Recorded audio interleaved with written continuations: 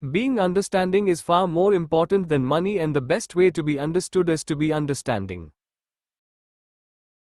And the basis of real communication is also to be understanding.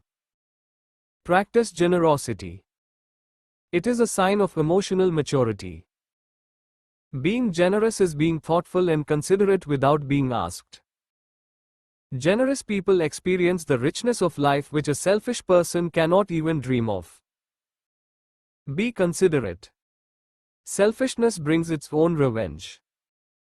Be sensitive to other people's feelings. Be tactful. Tact is very important in any relationship. Tact is the ability to make a point without alienating the other person. Kindness. Money will buy a great dog, but only kindness will make him wag his tail. It is never too soon for kindness because we don't know how soon is too late. Kindness is a language the deaf can hear and the blind can see. It is better to treat a friend with kindness while he is living than display flowers on his grave when he is dead. An act of kindness makes a person feel good regardless of whether he is doing it or it is done to him. Kind words never hurt the tongue. 127 of 127. Step 22. Practice courtesy on a daily basis.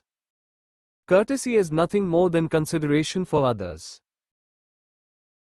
It opens doors that would not otherwise open. A courteous person who is not very sharp will go further in life than a discourteous but sharp person. It is the little things that make a big difference. Have you ever been bitten by an elephant? The most obvious answer is no. Have you ever been bitten by a mosquito? Most of us have. It is the little irritants that test patience. Courtesy is made of nothing more than many petty sacrifices. Small courtesies will take a person much further than cleverness. Courtesy is an offshoot of deep moral behavior. It costs nothing but pays well. No one is too big or too busy to practice courtesy. Courtesy means giving your seat to the elderly or to the disabled. Courtesy can be a warm smile, a thank you. It is a small investment, but the payoffs are big. It enhances the other person's self-worth. Courtesy requires humility. It is unfortunate when people become obnoxious because they detract from their positive traits. I have overheard people saying with pride, "I can be pretty obnoxious." Scatter the seeds of courtesy wherever you can. Some are bound to take root and elevate you in the eyes of others. Manners. Courtesy and manners go hand in hand.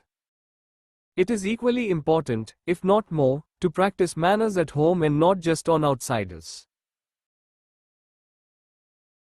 Showing consideration and good manners brings out a feeling of warmth and acceptance in the home. Courtesy means practicing good manners. Besides being self-satisfying, politeness and courtesy have many more advantages than rude behavior. Considering that, I wonder why more people don't practice courtesy. Rude and discourteous people may get short-term results. Most people like to avoid dealing with such behavior, and in the long run, rude people are disliked. Courteous behavior ought to be taught to children at an early age so that they can grow and become mature, considerate adults. Courteous behavior, once learned, stays for life. It demonstrates a caring attitude and a sensitivity to other people's feelings. It seems trivial and unimportant, but little phrases such as, "please," "thank you," and "I'm sorry," take a person a long way. Remember, being courteous will breed courtesy in return. Practice as much and as often as you can. Initially, it may take some effort, but the effort is well worth it. Politeness is the hallmark of gentleness. Courtesy is another name for politeness. It costs a little but pays a lot, not only to the individual but to the entire organization. Have you noticed that sometimes when one person is telling a joke, Another person will jump in and give the punch line, drawing attention to himself. And after everyone laughs, he will reveal where he read it. This may show superior knowledge, but it shows inferior manners. Courtesy shows good upbringing. 128 of 128. Many brilliant and talented people have destroyed their own success because they lack courtesy and manners. Politeness and courtesy are signs of being cultured. Rudeness and discourtesy show the lack of it. Treat other people with respect and dignity. Rudeness is the weak man's imitation of strength. Eric Hoffer. Step 23. Develop a sense of humor. Have a sense of humor and you will possess the ability to laugh at yourself. A sense of humor makes a person likable and attractive. Some people are humor impaired. Learn to laugh at yourself because it is the safest humor. Laughing at yourself gives you the energy to bounce back. Laughter is a natural tranquilizer for people all over the world. Humor may not change the message, but it certainly can help to take the sting out of the bite. The healing power of humor. Dr. Norman Cousins, author of Anatomy of an Illness, is a prime example of how a person can cure himself of a terminal illness. He had a 1 in 500 chance of recovery, but Cousin wanted to prove that if there was anything like mind over matter, he'd make it a reality. He figured if negative emotions caused negative chemicals in our body, then the reverse must be true too. Positive emotions, like happiness and laughter, would bring positive chemicals into our system. He moved from the hospital to a hotel and rented humorous movies and literally cured himself by laughing. Of course, medical help is important, but the will to live for the patient is equally, if not more, important. A funny bone could be a lifesaver. Besides, it makes life's adversities easier to handle. Step 24. Don't be sarcastic and put others down. Negative people's humor may include sarcasm, put-downs and hurtful remarks. Any humor involving sarcasm that makes fun of others is in poor taste. An injury is forgiven more easily than an insult. When someone blushes with embarrassment, when someone carries away an ache, when something sacred is made to appear common, when someone's weakness provides the laughter, when profanity is required to make it funny, when a child is brought to tears or when everyone can't join in the laughter, it's a poor joke. Cliff Thomas. To a sadist, everything is funny, so long as it is happening to someone else. It is not an uncommon sight to see boys throwing stones at frogs just to have fun. The boys' fun means death to the frogs. It is not fun for the frogs. Humor can be valuable or dangerous, depending on whether you are laughing with someone or at someone. When humor involves making fun of or ridiculing others, it is not in good taste nor is it innocent. Hurting others' feelings can be cruel. Some people get 129 of 129. They're fun by putting others down. Sarcasm alienates people. It is a good idea to keep humor low risk. Step 25. To have a friend, be a friend. We keep looking for the right employer, the right employee, spouse, parent, child, and so on. We forget that we have to be the right person too. Experience has shown that there is no perfect person, no perfect job, no perfect spouse. When we look for perfection, we are disappointed because all we find is that we traded one set of problems for another set of problems. Having lived in the West for over 20 years, I have observed that with the high divorce rate the way it is, people find after they get married for the second time that their new spouse doesn't have the problems of the first one but has a totally new set of problems. Similarly, people change jobs or fire employees looking for the right one only to find that they traded one set of problems for another. Let's try and work around these challenges and make divorcing or firing the last rather than the first resort. Sacrifice. Friendship takes sacrifice. Building friendships and relationships takes sacrifice, loyalty, and maturity. Sacrifice takes going out of one's way and never happens by the way. Selfishness destroys friendships.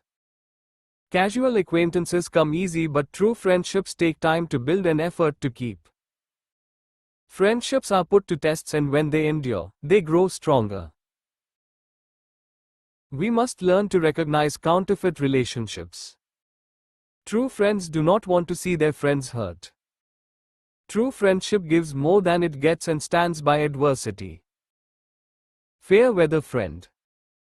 A fair weather friend is like a banker who lends you his umbrella when the sun is shining and takes it back the minute it rains. Two men were traveling through the forest and came across a bear.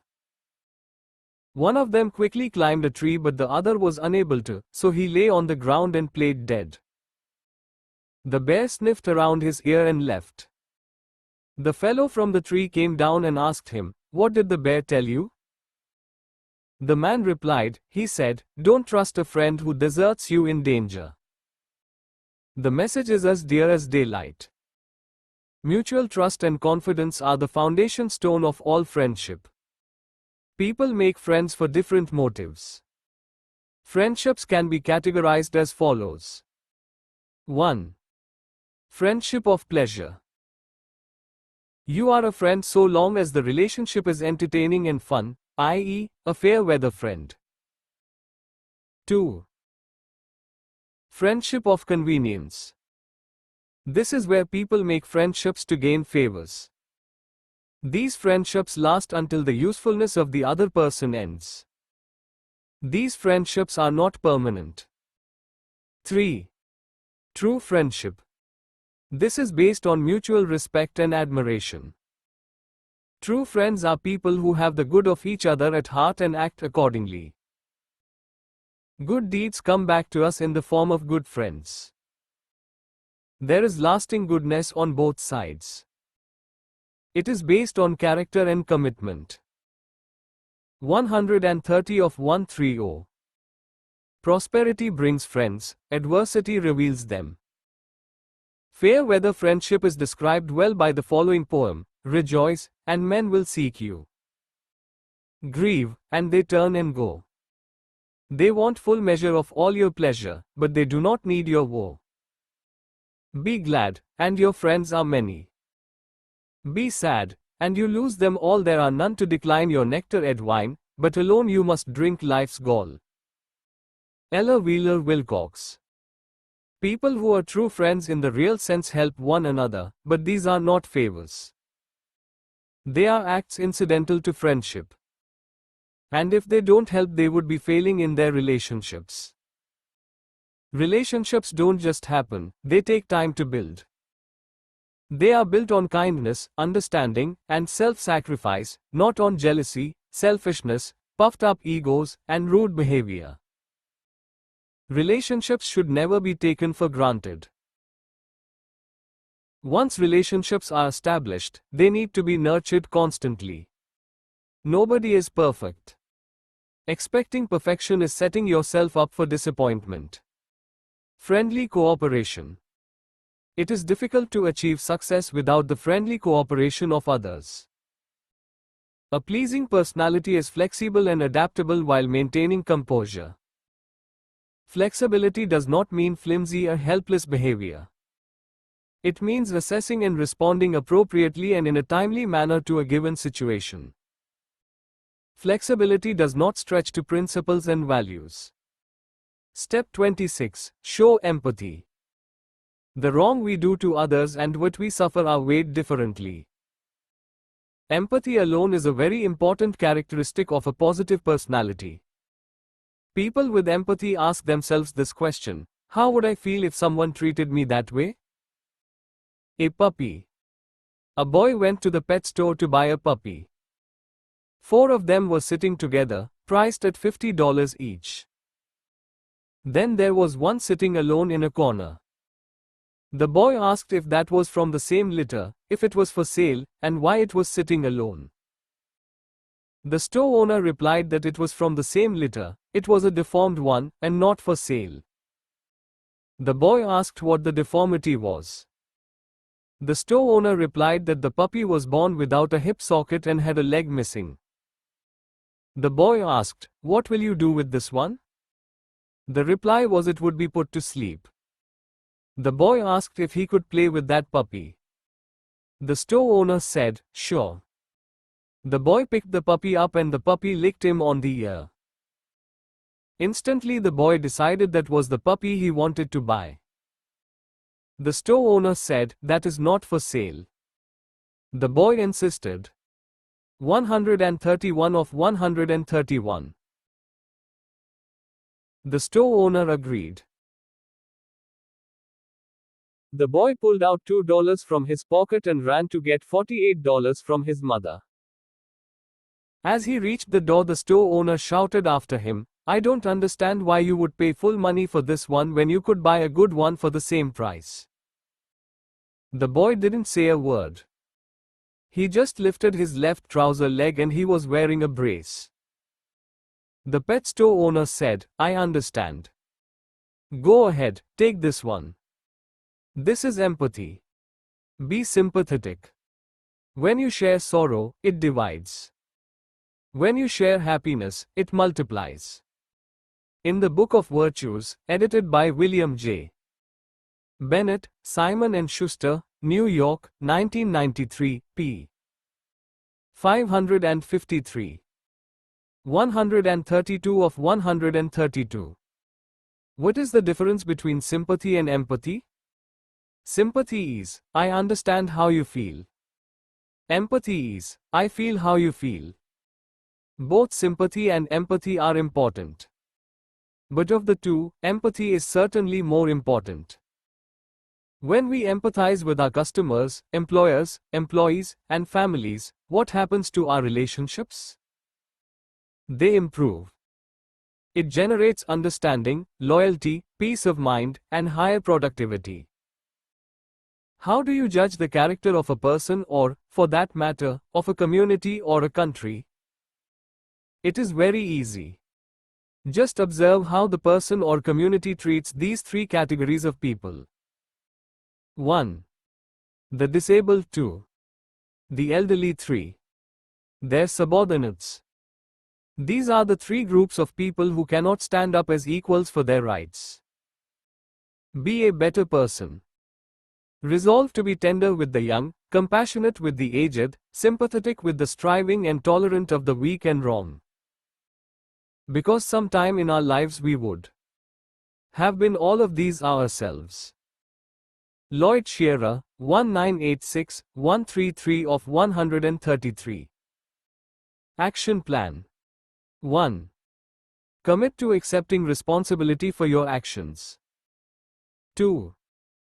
Identify specifically one area in each category where you will accept greater responsibility. A. Home. B. Work. A. Social life. What three items are you committing to practice after you finish this chapter? I. E. E. Write down your commitments and read them daily for the next 21 days. 134 of 134. Chapter 6. Subconscious Mind and Habit. Building a Pleasing Personality. 135 of 135. We are all born to lead successful lives, but our conditioning leads us to failure. We are born to win but are conditioned to lose. We often hear statements like, "This person is just lucky, he touches dirt and it turns to gold," "He is unlucky, no matter what he touches, it turns to dirt." This is not true. If you analyze, the successful person is doing something right in each transaction and the failure is repeating the same mistake in each transaction. Remember, practice does not make perfect. Only perfect practice makes perfect. Practice makes permanent whatever you do repeatedly.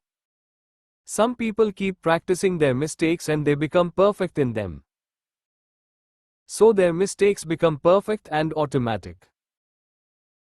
Professionals make things look easy because they have mastered the fundamentals of whatever they do.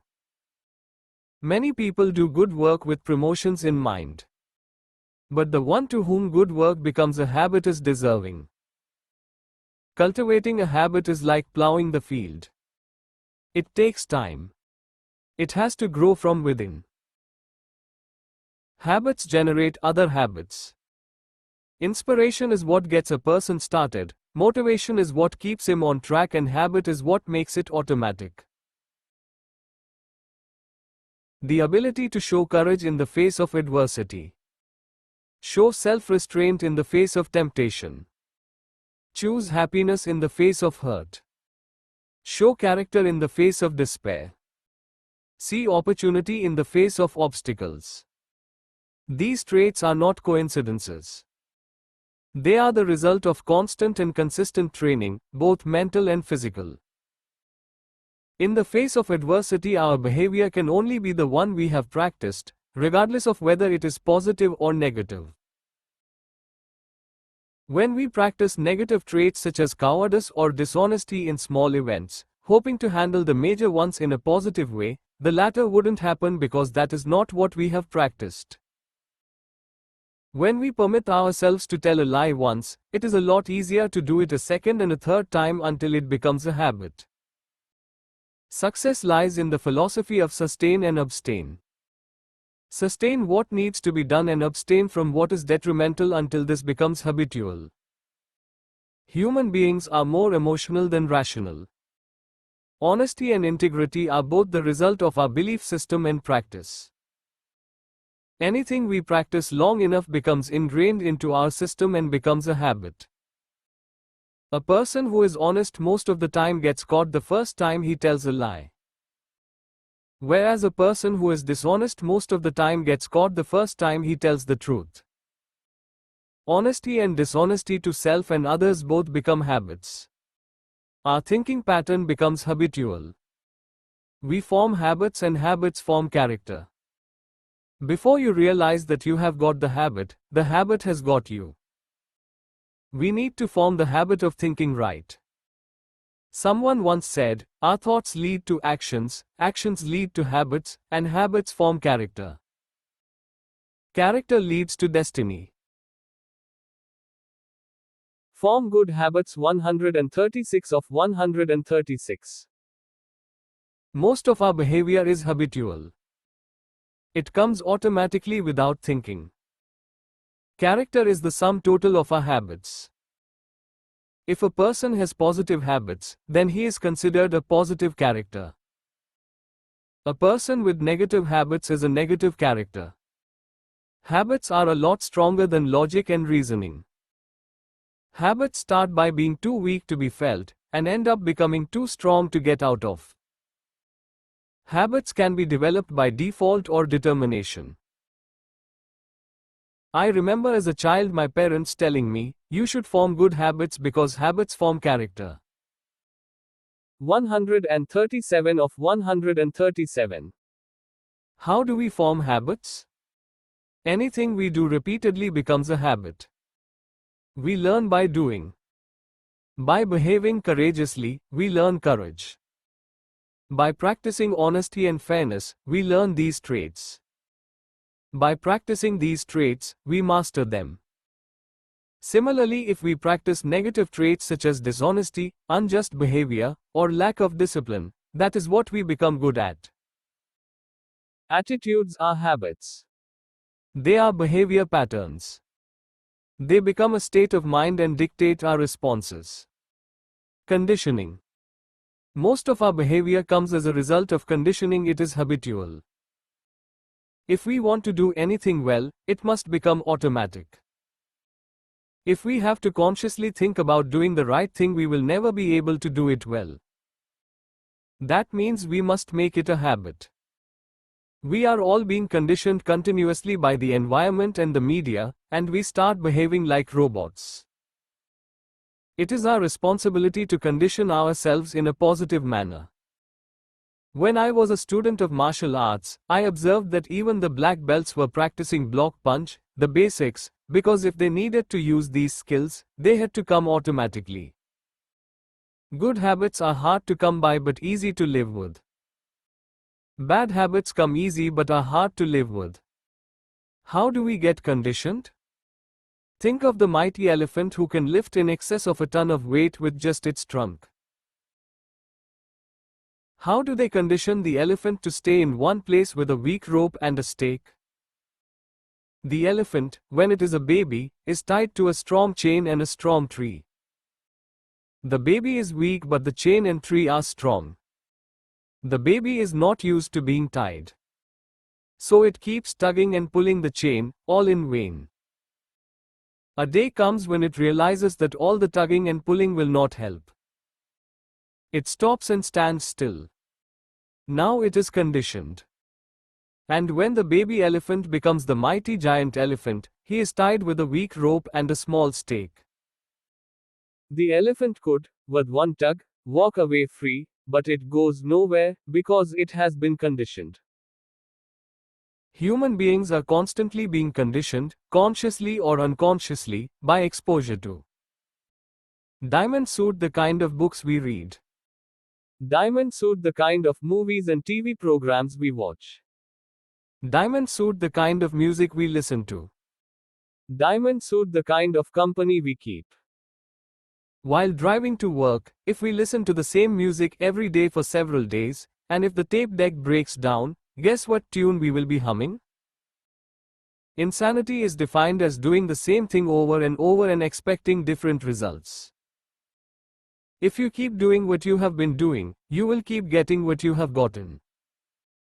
The most difficult thing about changing a habit is unlearning what is not working and learning positive habits. 138 of 138. The GIGO principle. The computer phrase GIGO, garbage in, garbage out, is very sound. Negativity in. Negativity out. Positivity in. Positivity out. Good in. Good out. Our input equals our output. Our subconscious mind does not discriminate.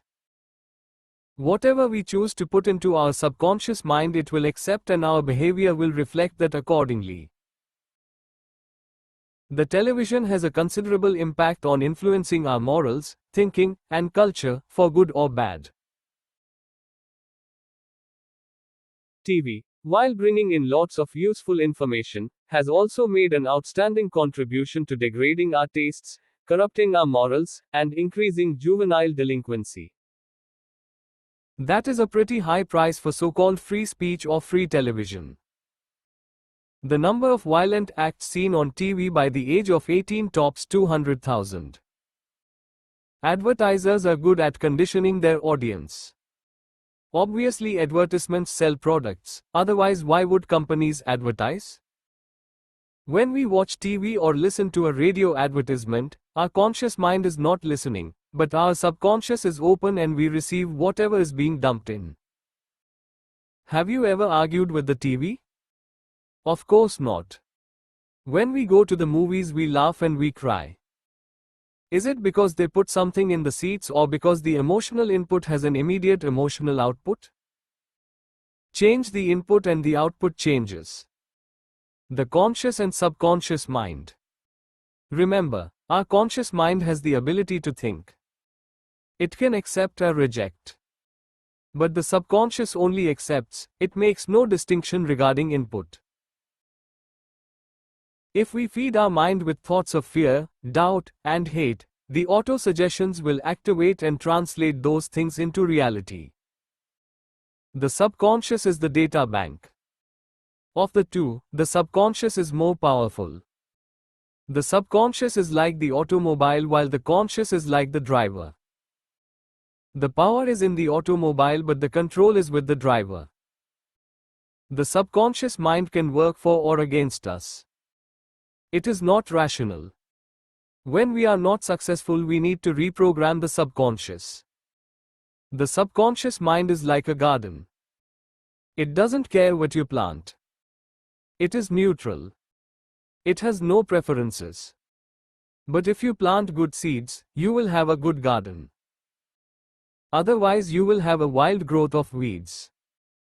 I'd go a step further to say, even when you plant good seeds, weeds still grow and the weeding process must continue constantly. The human mind is no different.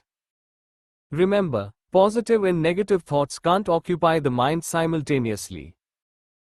Companies spend close to $1 million for a 30-second ad during a major event.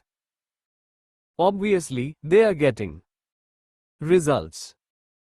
We see an ad for a particular brand of soft drink or toothpaste and we go to the supermarket and buy that brand. We don't want any soft drink but only that brand. Why? Because we are programmed and act accordingly. 139 of 139. In order to succeed, we need to get programmed in a positive way.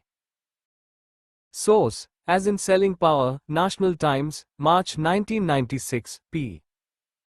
40. How do we get programmed? Think how we learned to ride a bike. There are 4 stages. The first stage is called unconscious incompetence. This is a stage where we don't know that we don't know. The child doesn't know what it is to ride a bike, unconscious, nor can he ride a bike, incompetence. This is the stage of unconscious incompetence. The second stage is called consciously incompetent. This is the stage where the child grows and becomes conscious of what it is to ride a bike but cannot ride one himself, so he is consciously incompetent. But then he starts learning and now comes a third stage which is called consciously competent. Now he can ride a bike but has to think every time to do it. So with all the conscious thought and effort, the child is competent to ride a bike. The fourth stage is called unconsciously competent. It comes when the child has practiced consciously riding the bike so much that he doesn't have to think. It becomes an automatic process. He can talk to people and wave to others while riding. That means he has reached the stage of unconscious competence. At this level, we don't need the concentration and thinking because the behavior pattern has become automatic. This is the level that we want all our positive habits to reach. Unfortunately, we have some negative habits too which are at the unconscious competence stage and are detrimental to our progress. Studies have shown that approximately 90% of all smokers became smokers by the age of 21. If a person has not become a smoker by the age of 21, then there is a very small chance that that person will ever become a smoker. This only proves that smoking is conditioned subconsciously and our conditioning starts at a young age. Nature abhors a vacuum. I have 2 nephews aged 12 and 14 who are tennis buffs. One day their father said to me, "This game is getting very expensive. The boys go through the rackets, balls, lawn fees and now they have a coach. It all costs money." So I asked him, "It is getting expensive compared with what?" He could have them stop playing tennis and save some money. But if they stopped, and came home from school with all their time and energy at hand, what would they do? He stopped to think quietly for some time and then said, "I think I will have them continue. It is cheaper this way." He realized the importance of keeping them involved in positive activities.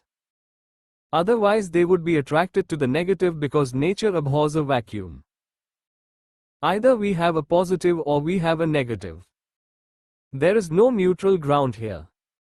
Character building becomes a habit. If we want to build a pleasing personality, we have to examine our habits closely. What begins as an occasional indulgence turns into a permanent flaw. Ask yourself the following questions. 1. Do you let the quality of your work deteriorate? 2. Do you indulge in gossip? 140 of 140. 3. Are envy and ego a constant companion? 4. Is empathy in short supply? We could go on and on. We are creatures of habit.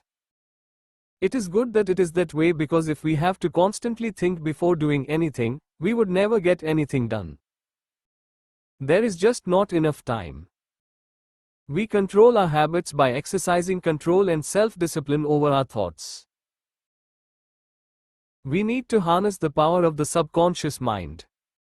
We need to cultivate the habits during childhood which build character in adulthood. Plant the right things early in life. But it is never too late to start. Every exposure to a positive or negative makes a difference. Learning new habits takes time, but positive habits, once mastered, give new meaning to life. Optimism or pessimism is a habit. Habits are a matter of the pain and pleasure principle. We do things either to avoid pain or to gain pleasure. So long as the gain is more than the pain, we continue with the habit. But if the pain exceeds the gain, we drop it. For example, when the doctor tells the smoker to stop, he replies, "I can't. It is a habit and I enjoy it." And he goes on smoking. Here the pleasure is greater than the pain. Until one day he is faced with a major medical problem, and the doctor says, "You better stop smoking immediately if you want to live," and he stops. Here the pain is greater than the pleasure. Resistance to change. When people recognize or become aware of their negative habits, why don't they change? The reason they don't change is because they refuse to accept responsibility. Besides, the pleasure of continuing is greater than the pain. They may. Diamond suit lack the desire to change. Diamond suit lack the discipline to change. Diamond suit lack the belief that they can change. Diamond suit lack the awareness for the need to change. All these factors prevent us from getting rid of our negative habits. We all have a choice. We can ignore negative behavior and hope it will go away, the ostrich approach, or face up to it and overcome it for life. Behavior modification comes from overcoming irrational fears and getting out of the comfort zone. Remember, fear is a learned behavior and can be unlearned. The following excuses are the most common explanations for not changing negative habits. 1. We have always done it that way. 2. We have never done it that way. 3. That is not my job. 4. I don't think it will make any difference. 5. I'm too busy. Forming positive habits. 141 of 141. It is never too late to change. Regardless of our age or how old the habit has been, this can be done by awareness and using techniques that modify behavior. We hear all the time that you can't teach an old dog new tricks. We are human beings, not dogs. Neither are we performing tricks. We can unlearn self-destructive behavior and learn positive behavior. The secret of successful people is that they form the habit of doing things that failures don't like to do and won't do. Just think about the things that failures don't like to do. They are the same things that successful people don't like to do, but they do them anyway. For example, failures don't like discipline, hard work, or keeping commitments. Successful people also dislike discipline, hard work. An athlete doesn't like and want the discipline to get up and train every day, but he does it regardless, but they do it anyway because they have formed the habit of doing things that failures don't like to do. All habits start small but end up eventually being very difficult to break. Attitudes are habits and can be changed. It is a question of breaking and replacing old negative habits with new and positive ones. It is easier to prevent bad habits than to overcome them. Good habits come from overcoming temptation. Happiness and unhappiness are a habit. Excellence is the result of repeated conscious effort until it becomes a habit. It needs enough practice to become a habit. We all have some negative habits that are pulling us down. Take 15 minutes alone and undisturbed to make a list of all the negative habits that are pulling you down. 142 of 142. Take 15 minutes alone and undisturbed to make a list of all positive habits you want to develop. 143 of 143. 144 of 144. 2-1 DAY formula to form positive habits. Auto-suggestion. What is auto-suggestion? An auto-suggestion is a statement made in the present tense, of the kind of person you want to be. Auto-suggestions are like writing a commercial to yourself about yourself, for yourself. They influence both your conscious and subconscious mind, which in turn influence attitude and behavior. Auto-suggestions are a way to program your subconscious mind. They can be either positive or negative. Examples of negative auto-suggestions are: diamond suit, I'm tired. Diamond suit, I'm not an athlete. Diamond suit, I have a poor memory. Diamond suit, I'm not good at math. When we repeat to ourselves a negative auto-suggestion, our subconscious mind believes it and it becomes a self-fulfilling prophecy and starts reflecting in our behavior.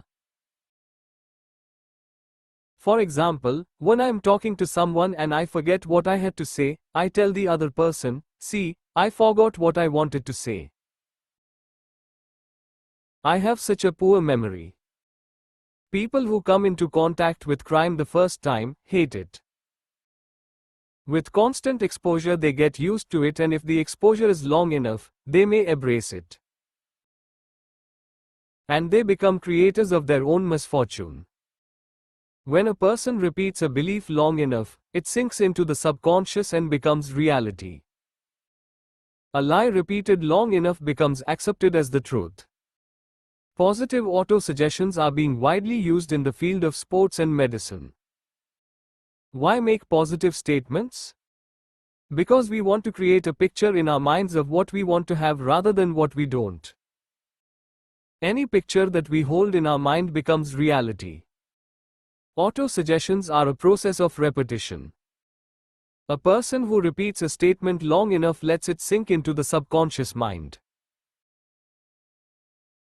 For example, I am relaxed. I am cool, calm and collected. Auto-suggestions should not be practiced in a negative way. I am not tense.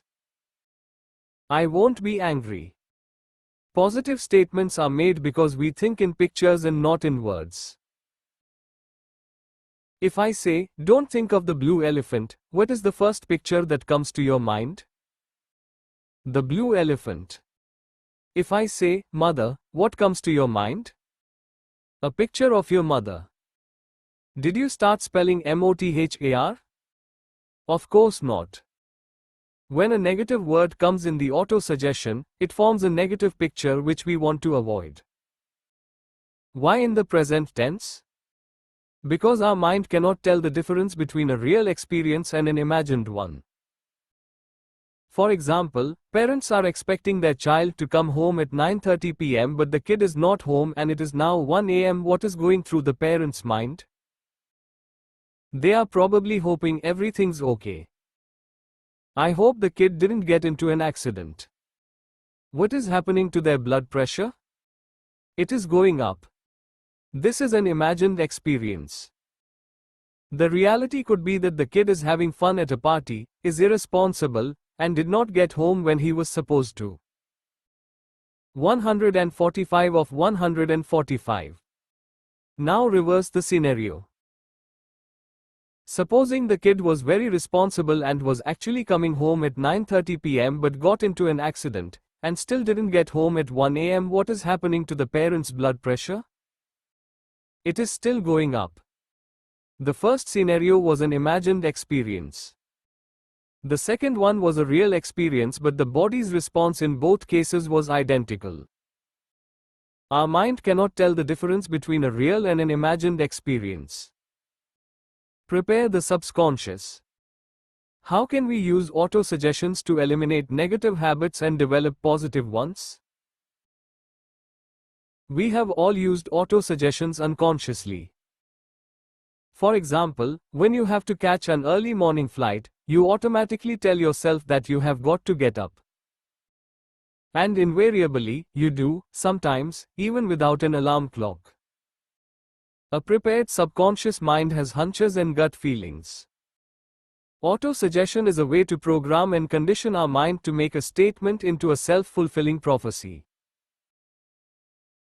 Auto-suggestion is a repetitive process through which we feed our subconscious with positive statements which translate into reality. Repetition alone is not enough, unless it is accompanied by emotions and feelings. Auto-suggestions without visualization will not produce results. The first time our mind receives an auto-suggestion, it rejects it. Why? It is an alien thought, contrary to our belief system. Success would depend on our ability to concentrate and repeat the process. Steps to follow on auto-suggestions. 1. Go to a spot where you won't be disturbed. 2. Write down your suggestions. The self-discipline to finish what one starts is imperative. Auto-suggestion is a powerful character-building tool. Translating auto-suggestion into reality. 1. Make a list of your auto-suggestions in the present tense. 2. Repeat auto-suggestions at least twice a day, first thing in the morning and at the end of the day. This is because in the morning, the mind is fresh and receptive, and at night you deposit the positive picture into your subconscious overnight. 3. Repeat it consecutively for 21 days until it becomes a habit. 4. Auto-suggestions alone will not work. They need visualization. Visualization. Visualization is the process of creating and seeing a mental picture of the kind of thing you want to have or do, or the kind of person you want to be. Visualization goes hand in hand with auto-suggestion. Auto-suggestion without visualization is mechanical repetition and will be ineffective. In order to see results, auto-suggestion must be accompanied by feelings and emotions, visualization. Caution. Auto-suggestion may not be acceptable to the mind the first time you do it because it is an alien thought. For example, if for the past few decades I have believed that I have a poor memory and now all of a sudden, I tell myself, I have a good memory. My mind will throw it out, saying, you liar. You have a bad memory. Because 146 of 146. That is what it has believed up to this point. It will take 21 days to dispel this notion. Why 21 days? Because it takes a minimum of 21 days of conscious, consecutive practice to formulate a habit. The big question is 21 days of conscious effort a heavy price to pay to change a lifetime for the better? It all sounds simple, but it is not easy. I am not surprised to see how few people go through this routine. 147 of 147. Action Plan. 1. Make a list of your auto-suggestions. 2. Repeat the 21-day program with visualizations. 148 of 148. Chapter 7. Goal Setting. Setting and achieving your goals. 149 of 149. Knowledge helps you to reach your destination provided you know what the destination is. An ancient Indian sage was teaching his disciples the art of archery. He put a wooden bird as the target and asked them to aim at the eye of the bird. The first disciple was asked to describe what he saw. He said, I see the trees, the branches, the leaves, the sky, the bird and its eye. The sage asked this disciple to wait. Then he asked the second disciple the same question and he replied, I only see the eye of the bird. The sage said, very good, then shoot. The arrow went straight and hit the eye of the bird. What is the moral of the story? Unless we focus, we cannot achieve our goal. It is hard to focus and concentrate, but it is a skill that can be learned. On the journey to life's highway, Keep your eyes upon the goal. Focus on the donut, not upon the hole. Anonymous. Keep your eyes upon the goal. On July 4, 1952, Florence Chadwick was on her way to becoming the first woman to swim the Catalina Channel. She had already conquered the English Channel. The world was watching. Chadwick fought the dense fog, bone-chilling cold, and many times, the sharks. She was striving to reach the shore, but every time she looked through her goggles, all she could see was the dense fog. Unable to see the shore, she gave up. Chadwick was disappointed when she found out that she was only half a mile from the coast. She quit, not because she was a quitter but because her goal was not in sight anywhere. The elements didn't stop her. She said, "I'm not making excuses. If only I had seen the land, I could have made it." 2 months later, she went back and swam the Catalina Channel. This time, in spite of the bad weather, she had her goal in mind and not only accomplished it but beat the men's record by 2 hours. Why are goals important? On the best sunny day, the most powerful magnifying glass will not light paper if you keep moving the glass. But if you focus and hold it, the paper will light up. That is the power of concentration. A man was traveling and stopped at an intersection. He asked an elderly man, "Where does this road take me?" The elderly person asked, "Where do you want to go?" "The 150 of 150. Man replied, "I don't know." The elderly person said, "Then take any road." What difference does it make? How true. When we don't know where we are going, any road will take us there. Supposing you have the football 11 enthusiastically ready to play the game, all charged up, and then someone took the goal post away. What would happen to the game? There is nothing left. How do you keep score? How do you know you have arrived? Enthusiasm without direction is like wildfire and leads to frustration. Goals give a sense of direction. Would you sit in a train or a plane without knowing where it was going? The obvious answer is no. Then why do people go through life without having any goals? Dreams. People confuse goals with dreams and wishes. Dreams and wishes are nothing more than desires. Desires are weak. Desires become strong when they are supported by diamond suit direction, diamond suit dedication, diamond suit determination, diamond suit discipline, diamond suit deadlines. That is what differentiates a desire from a goal. Goals are dreams with a deadline and an action plan. Goals can be worthy or unworthy. It is passion, not wishing, that turns dreams into reality. Steps to turn a dream into reality. 1. Have a definite, clear written goal. 2. Have a plan to accomplish it.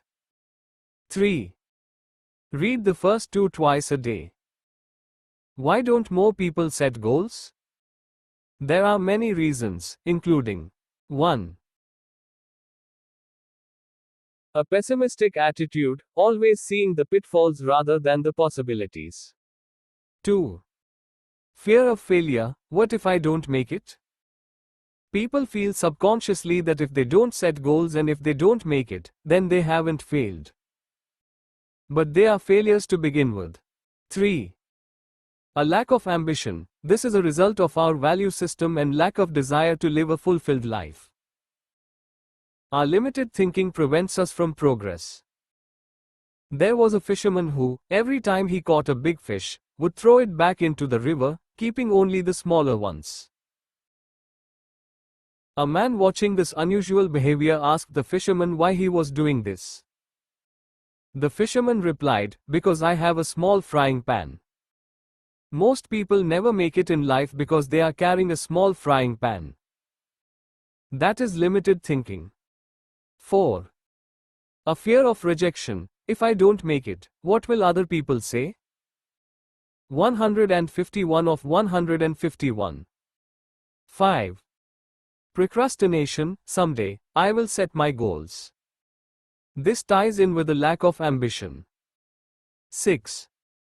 Low self-esteem, because a person is not internally driven and has no inspiration. 7.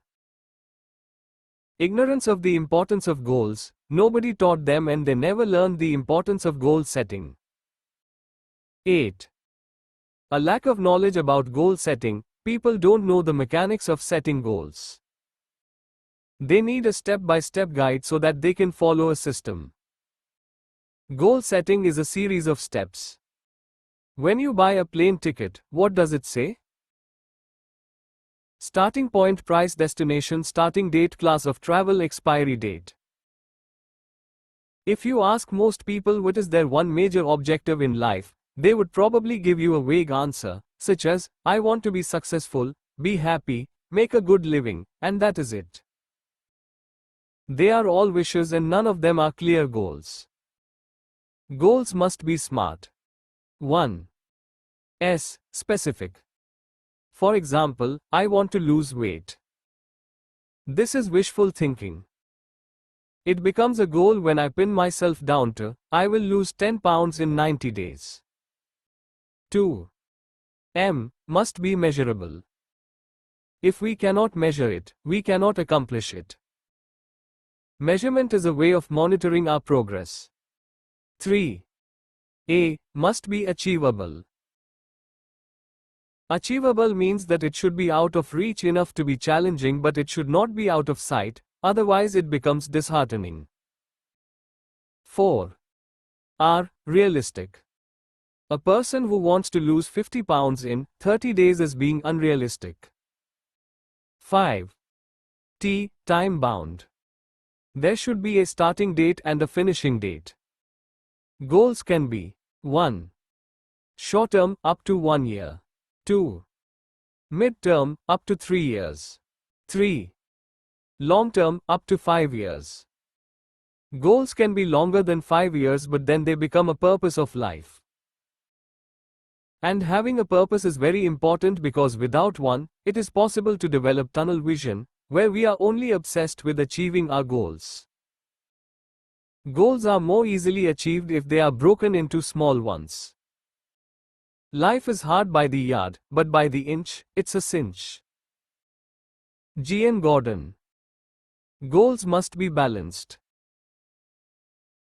Our life is like a wheel with 6 spokes. 1. Family. Our loved ones are the reason to live and make a living. 2. Financial. Represents our career and the things that money can buy. 152 of 152. 3. Physical. Our health, without which nothing makes sense. 3. Mental. Represents knowledge and wisdom. 4. Social. Every individual and organization has social responsibility without which society starts dying. 6. Spiritual. Our value system represents ethics and character. If any of these spokes is out of line, our life goes out of balance. Take a few minutes and just think. If you had any one of the 6 missing, what would life be like? Balance. In 1923, 8 of the wealthiest people in the world met. Their combined wealth, it is estimated, exceeded the wealth of the government of the United States at that time. These men certainly knew how to make a living and accumulate wealth. But let's examine what happened to them 25 years later. 1. President of the largest steel company, Charles Schwab, lived on borrowed capital for 5 years before he died bankrupt. 2. President of the largest gas company, Howard Hubson, went insane. 3. One of the greatest commodity traders, Arthur Cutten, died insolvent. 4. President of the New York Stock Exchange, Richard Whitney, was sent to jail. 5. A member of the president's cabinet, Albert Fall, was pardoned from jail to go home and die in peace. 6. The greatest bear on Wall Street, Jesse Livermore, committed suicide. 7. President of the world's greatest monopoly, Eva Kruger, committed suicide. 8. President of the Bank of International Settlement, Leon Fraser, committed suicide.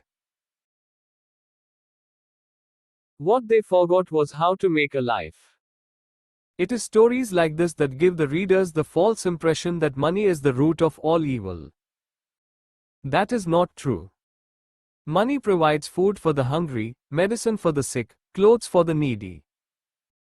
Money is only a medium of exchange. We need two kinds of education.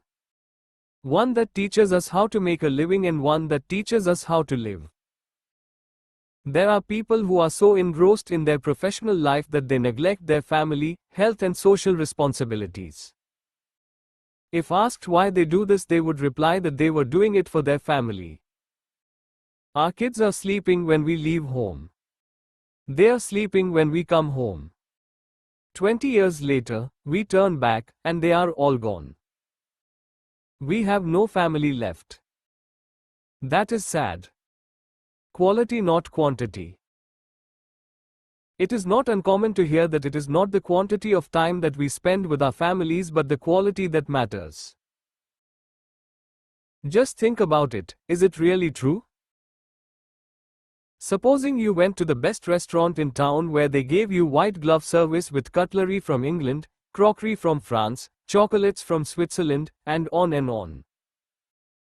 You picked up the gold-plated menu and ordered a dish of barbecued chicken. The waiter within minutes brought back a small cube of the most deliciously prepared chicken. You ate it and asked, "Is that all I am going to get?" The waiter replied, 153 of 153. It is not the quantity but the quality that matters.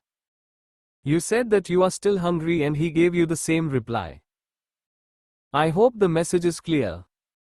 Our families need both quality and quantity. Health. We lose our health in the process of earning money and then we lose money in trying to regain health. Social responsibility.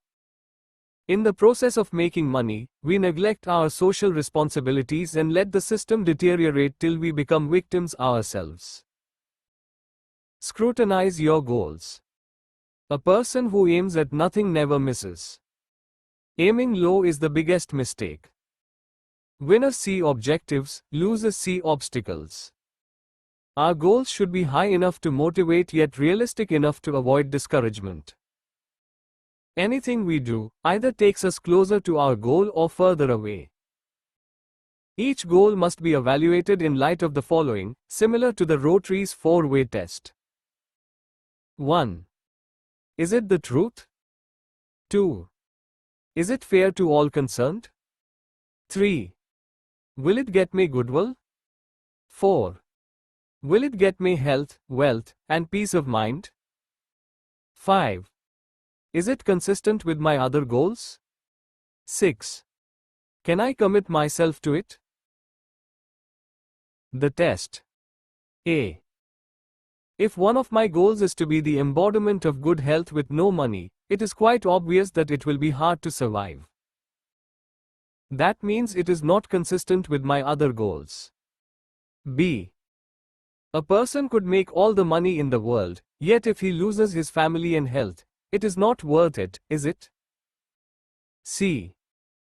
A person could make $1 million by selling drugs, but then for the rest of his life, he would be running from the law. It would take away his peace of mind. And this kind of behavior would not be fair to all concerned, nor will it give him goodwill. Each goal must be evaluated by putting it to the test, and all goals must be in congruence. Goals without action are empty dreams. Actions turn dreams into goals. Even if we miss our goals, it does not make us a failure. Delay does not mean defeat. It only means one has to replan to accomplish one's target. Just like a camera needs focus to take a good picture, we need goals to make a productive life. Goals should be consistent with our values. 154 of 154. Goals lead to purpose in life. It is the starting point for success. Aim for the moon. Even if you miss, you will become one of the stars. Obstacles are those frightful things you see when you take your eyes off your goal. Henry Ford. All of us in this world have a purpose in life. And that purpose may vary from person to person. An orchestra would be pretty dull if everyone played the same instrument. Make no little plans, they have no magic to stir men's blood. Make big plans, aim high in hope and work. Daniel H. Burnham. It doesn't matter where we are. What really matters is in what direction we are heading. Effort and courage without purpose is wasted. Worry leads to negative goal setting. It is thinking about things you don't want to happen. Activity is not the same as accomplishment. There is a big difference between activity and accomplishment. This was demonstrated by a French scientist named Fable. He conducted an experiment with processionary caterpillars. Caterpillars follow the one in front of them blindly. Fable arranged them in a circle in a flower pot so that the lead caterpillar actually was behind the last one, forming a circle. He put pine needles, food for the caterpillars, in the center of the flower pot. The caterpillars kept going in a circle in the pot. Eventually, after a week of circling around, they dropped dead of exhaustion and starvation with food only inches away from them. We need to learn a lesson from the caterpillars. Just because you are doing something, doesn't mean you are getting anywhere. One must evaluate one's activity in order to have accomplishment. A man was out driving with his wife and the wife said, "Honey, we are going the wrong way." The husband replied, "Who cares, we are making great time." If we confuse activity with accomplishment, we could be making great time but we won't get anywhere. Meaningless goals. A farmer had a dog who used to sit by the roadside waiting for vehicles to come around. As soon as one came, he would run down the road, barking and trying to overtake it. One day a neighbor asked the farmer, "Do you think your dog is ever going to catch a car?" The farmer replied, "That is not what bothers me. What bothers me is what he would do if he ever caught one." Many people in life behave like that dog who is pursuing meaningless goals. 155 of 155. Action plan. 1. Make definite goals. 2. Write them down. 3. Read your goals twice a day, morning and night. 4. Make goals slightly out of reach but not out of sight. 5. Check your progress periodically. 156 of 156. Chapter 8. Values and Vision.